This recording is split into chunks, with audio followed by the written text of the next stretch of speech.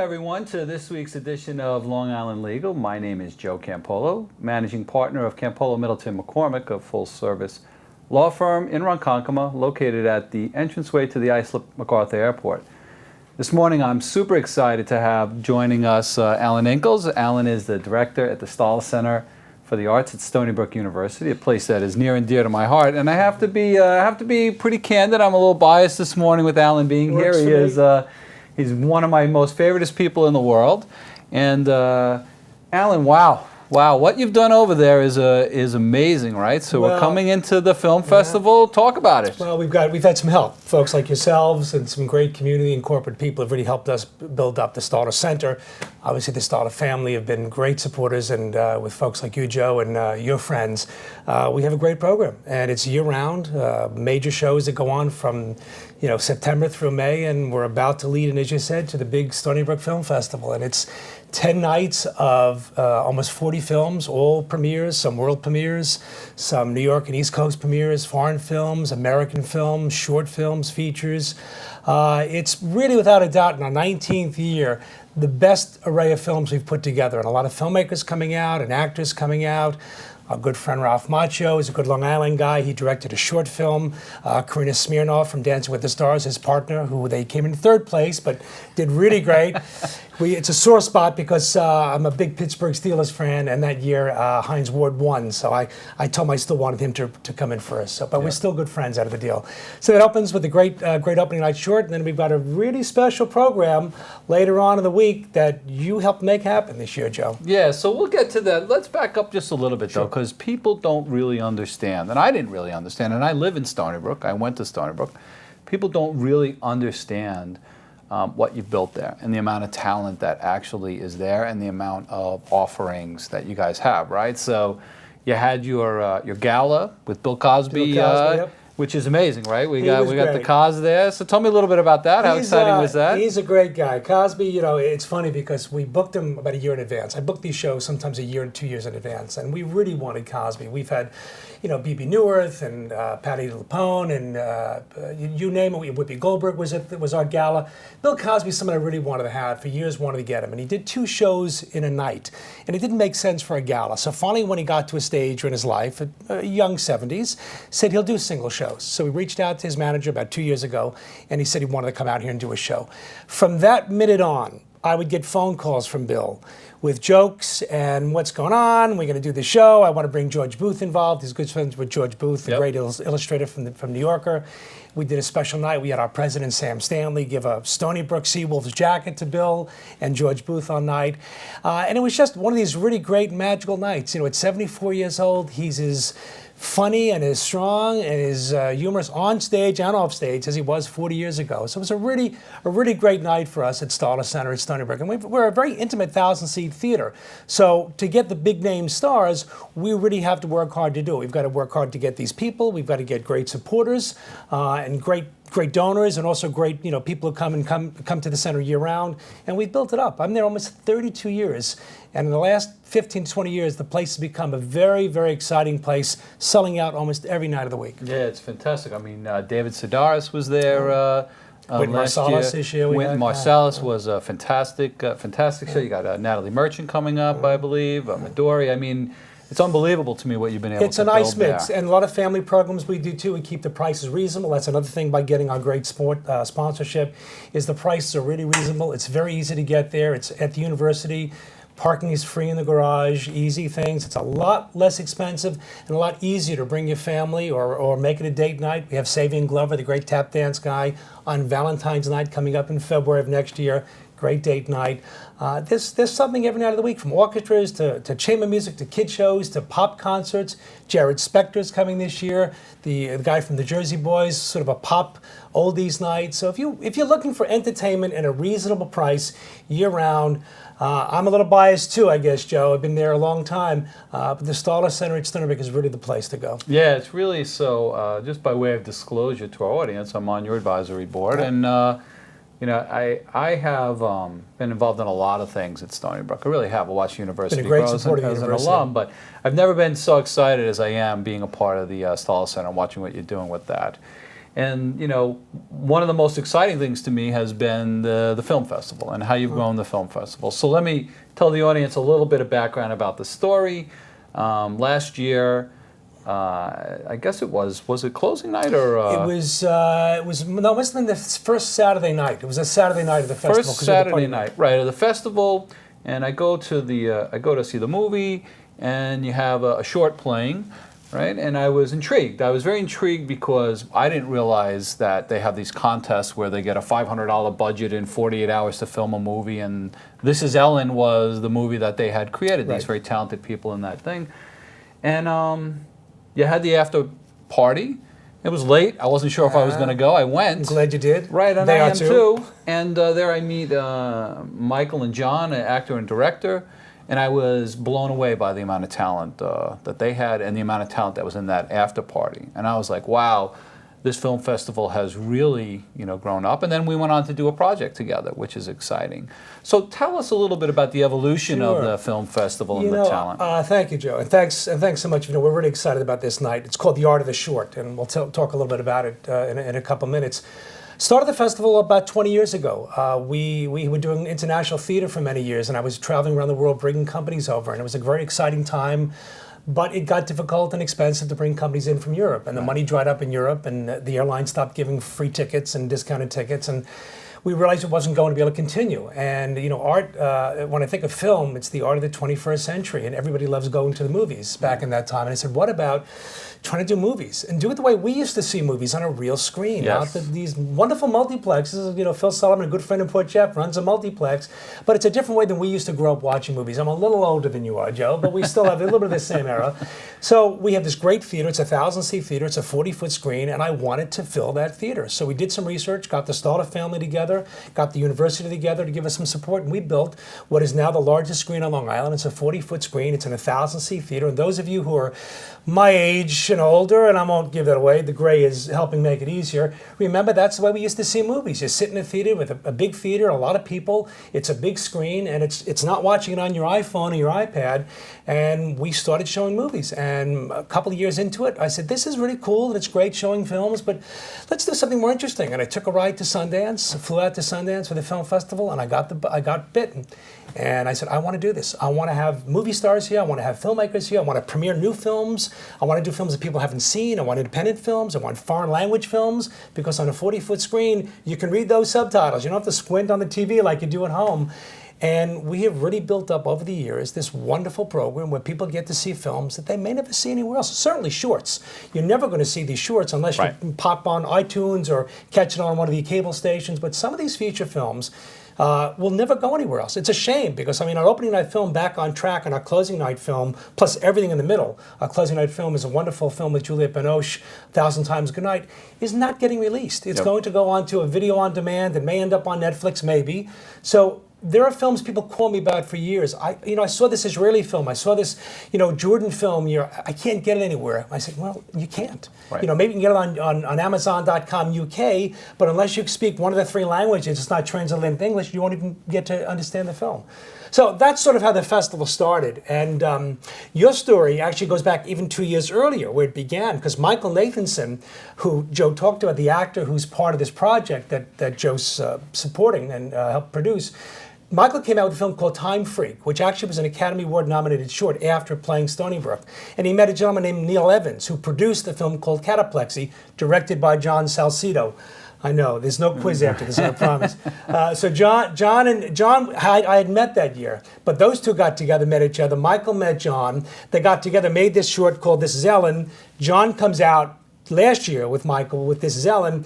We meet, they meet Joe. Joe and his partner, Joseph, I guess, and from Party City, have helped support and produce this film, and it's wonderful. They came in 2 months ago, I guess, to show it to us with a lot of fingers crossed. It's a great film called Tribute. Yeah, it was Joe, but the talent is so strong. I think Joe knew it, and I knew it too, that they weren't going to let us down. So Joe and John and Michael and Neil producing also put together this wonderful short film. And we're going to put we've put together this night on April 25th. It's closing weekend. It's Friday night at 9:15. And it's all three of the shorts that have played before, Cataplexy, Time Freak, and This Is Ellen, which have played over the last 3 years at Stony Brook. And then it'll culminate in the East Coast premiere of Tribute, which is the first time anyone will see it. And then there'll be talks about it, and they'll talk about financing it. We've got people from Southampton who are with Christine Vachon from Killer Films, who are doing this wonderful 20-20-20 filmmaker program. So the best filmmakers in the world are going to be there to watch this great premiere. And I know Joe's got some guests coming. So if you can only make one night of the festival, not to be a salesman here, July 25th at 9:15, The Art of the Short. If you like short films, it's an hour-and-a-half program, and it's going to be a wonderful, wonderful night. Yeah, well, I appreciate that. I Yeah, do, I but do I have too. to tell you, the lineup of movies is amazing this year. So what goes into it, right? So give us a little bit of what goes into it. How many movies do you review, or do you review them? Tell us the process. Yeah, I mean, I've had some really good help in the last couple of years. My associate, Kent Marks, who's my assistant programmer, has been helping very much. He works, our contract administrator, and my team helps in the last couple of years. Up until about 2 years ago, I was really the guy doing, almost watching every one of these films. And we get almost 800 films that come in. Wow. And that's, some of them shorts, some of them after 10 minutes you sort of know it's not really going to work. Everybody's a filmmaker today. It's easier to it's good and it's bad. It's good because it's easier now. The cameras are less expensive, so there are more people making movies, but some of them are not really of the caliber to play on a 40-foot screen with a 1,000-seat audience. But ultimately, I will watch about 500-600 films. Some will be pre-screened for me, but mostly I will see anything that's got any credibility towards it, I will wind up being the final eyes on.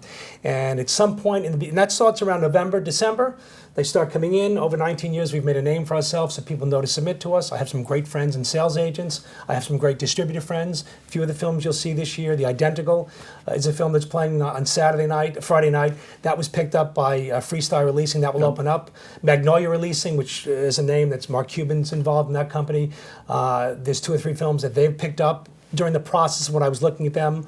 1 or 2 have been picked up since we looked at it and are going out and screening them. So it means we've got good eyes. Well, we're picking good films. So some will actually get to the theaters afterwards. But I'll between January and May really look through it, and then between, say, last week of April, first week of May, really narrow it down to the best 20, 25 features, the best 15, 20 shorts. And then really sit in a room, watch them again, put them together, find the right mix of short and feature together, and somehow I emerge about the first week of May, and we've got 30, 35, 40 films put together in a schedule. And I'm very excited about this year because, I mean, being honest, I would say each year there's 1 or 2 films I'm not sure are quite going to work. This one's better. I think this year, I can't find that film. Obviously, it's very subjective, and people have different tastes. Right. There's a Kurdish Western, may not be for everybody. There's a German comedy, might not be your thing. But as far as well-made films and really well-told stories and good documentaries in there too, I think this is by far the strongest festival we have. We've had 19 years. Yeah, I was very excited about it, and I was excited to see that Ralph Macchio was going to be involved, right? Nice, good Long Island presence. Always good to the island, always good to the university. So tell us a little bit about his production as well. Ralph's a good friend. Ralph is really, we met Ralph about 12 years ago. Also another local connection. Ralph had made a short called Love Thy Brother, and he had done a pre-screening of it at the local cinema, Port Jeff Cinemas, that Phil Solomon runs. And he's a guy, by the way, that when we first started showing films, wrapped his arms around helping us. You talk about local and good support. He had the most to lose. He's got a theater. The closest movie theater to us is a independent movie theater he owns. And he turned around and said, "Listen, you need reels, you need help." And he's been a real good friend. And he called me and said, "Ralph's going to show the film. Do you know Ralph?" I said, "We've not met each other." Go to meet him. Instantly bond with each other. We're about the same age, although I look a little older than he does. And he dances a little bit better than you now. He dances a lot better than I do. My wife told me, there's no way in heck I would ever, do that. And we sort of kept in touch. And it's funny, I'd reach out to him and say, "Listen, we wound up showing his film, Love Thy Brother, at our festival that year." And we just sort of kind of kept in contact by email. And it's funny, I would say, "Hey, Ralph, you want to get together next week?" And he'll say, I'm actually going to be in L.A. the week after. And I said, "Well, I'm going to be in L.A." And I would say the first 3 times we met each other since 2002, we would meet in Santa Monica at a cafe that he was doing a film, and I was actually at a conference out there. We met at another dinner, talked about Curb Your Enthusiasm. We're both big fans of that. We would do Larry David lines in the middle of a restaurant. So we got to kind of meet each other in L.A. 2 guys that lived 10 minutes away from each other here on Long Island were meeting in L.A. Right. And then the last 4 or 5 years, we've just continued to keep in contact. He's come out to the festival. He acted in the film Rosencrantz and Guildenstern Are Undead, a film that we had 4 years ago. He came out and acted in that. It was great. And he was out here last year. We've just been friendly. And when this film was finished last year, just the end of the year, it was close to being ready for the festival, and it wound up not really being there. And he wound up going to a couple of the festivals and wanted to end his festival route with a big screening here. And we're really excited. And I never like to say this, especially so close to the festival. I don't think this is wood, but I'll find some wood somewhere. But Karina Smirnoff, the star of this film, it's her first acting performance. You know, it's his way of getting back at her for all those months of making him dance and bruise every part of his body. He's directing her because she's doing a lot of writing and directing right now. He's directing her in this wonderful 25-minute short, which is a beautiful film with her. Ben Highland is a young actor who's on a new FX series. He plays the young boy that's sort of hurt from a relationship that his parents are going through, and he sort of focuses on this wonderful, beautiful woman he sees through the window in his apartment who's dancing, and they sort of get to know each other. And it's a beautiful film, and Karina is planning on being here. So up until right now, today, she has booked a plane ticket. She wants to come out here. Ralph will definitely be here. He's directing the film. Ben Highland, the young actor from Nassau County, will be here too. And we're very hopeful that Karina, among some other actors and directors throughout the weekend, will be here for the festival. You just never know. You know, we had an actress from this film, Mina, we talked about, a French-Canadian film. It's a beautiful Inuit film, an Indian film on Friday night that up until about a half an hour ago was coming and just wrote me and said she just got a wonderful role in a new series in Vancouver and she can't make it. So that's the nature of this business. There are no contracts. It's not a legal thing where I can lock them in, but most people are very good to us, and I think Karina is going to be here. She wants to support this film, and has only seen the film once, has not seen it on this big screen where she'll see the final public screening of this film. Ralph's now trying to get this film out and sold and do something with that. But this is the final public screening of this film after a year traveling to about 4 or 5 festivals around the country. Yeah, that's great. So last topic I want to talk about this morning is the changing role of the arts, especially in the university setting. And you've been there a while. 32 years, yeah. Right. So what do you see? What are the trends? How can you keep it vital? How do we get more people interested? You know, what's the cycle there? Well, look, you've been a great friend, and I think in the last couple of years especially, and I think this kind of show, the arts are tough. You know, it's the arts are something that has to support itself. People ask, how do you make money in these events? You don't. You know, you're lucky we're not-for-profit. You know, the arts by nature are not-for-profit organizations. 3/4 of what it takes to put this film festival on comes from private and corporate support.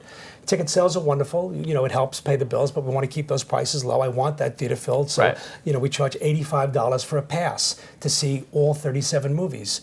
I pay that for one movie at Sundance. Right. A single ticket for a movie is $10 and $8 for a senior and $5 for a student. I don't know what the local multiplex is, but it's probably $15 for a movie these days. We want to keep it low. We want to make it reasonable so we can fill the theater to bring the energy and support that you got to feel last year. But I'm not going to sugarcoat it. It's a tough time. You know, the university is doing wonderful things. I mean, Sam Stanley, our president, and Dennis Asanis, our provost, have done amazing things. We've got great leaders. Jim Simons has been an amazing supporter, as we all know, and some other great supportive people. You have been amazing. Without that support, the arts would not continue. We have a very viable program. Nothing we bring in really pays for itself. You can't bring Wynton Marsalis into a 1,000-seat theater with the price he needs to get for his fee and pay the bills with $50 ticket prices. And if you make the prices $100, you're not going to get the people. So the arts are healthy because we've got a really great team. I've got an amazing fundraiser. My fundraiser, Katie Stockhammer, is terrific. My marketing director, Julie Green, director of operations, Pat Kelly.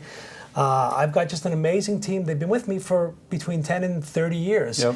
And in this business, it doesn't happen that way if you don't really have people who are dedicated and committed. They turn their hats around for the summer. The same guy who's a production manager, putting on shows for Branford Marsalis and Wynton Marsalis during the year, becomes a projectionist in the summer.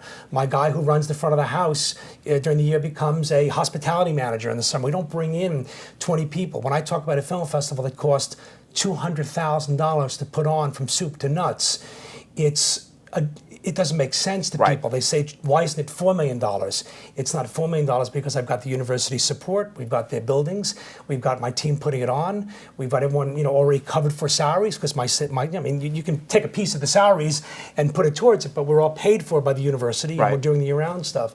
So it takes a lot of work, it takes a lot of effort, it takes a great community to come and fill those seats on a nightly basis, and it takes people like you, Joe, and your partners, and the corporate world, and the private individuals who really know that the arts cannot be, not just the arts at Stony Brook, the arts in general. You look at dance companies that fold every other week around the country. The arts need the support. It's a tough time. I know people's dollars for giving are stretched. It's a tough time. I know there's a lot of worthy causes out there. And sometimes the arts are not the top of the list. We've got some really great and important things at Stony Brook and our university hospital that need the support, and we want that support to go there. We have a great athletic program. We want them to be supported. But obviously, I'm biased. I think the arts are very, very important. We do a lot of outreach. A lot of the money we bring in goes to bringing young kids in. We donate probably $500,000 a year to bring in kids from underrepresented schools. We bus them in. We bring their families in. Because if we don't do that and don't get those kids in and young people in, then I won't be on this show in 20 years because there won't be anything to discuss. Right. See, what I learned is you invest in the arts not to make money. You invest in the arts to create something that's lasting, create impressions, create movements. When I invested in this film, it wasn't to make money. I invested because they were really talented people who wanted to make a movie, and I wanted to help them be able to do that. And I have to tell you that the investment was really into you and into the film festival more than anything, because I'm just blown away with what you've been able to do there. So, folks, I encourage you all. The Stony Brook Film Festival kicks off July 17th. Yep, next week. Yep, Thursday. Go. You will not be disappointed. This man is amazing. He knows what he's doing. He knows how to run a film festival. Alan, thank you very much for joining us today, and we'll see you folks next week.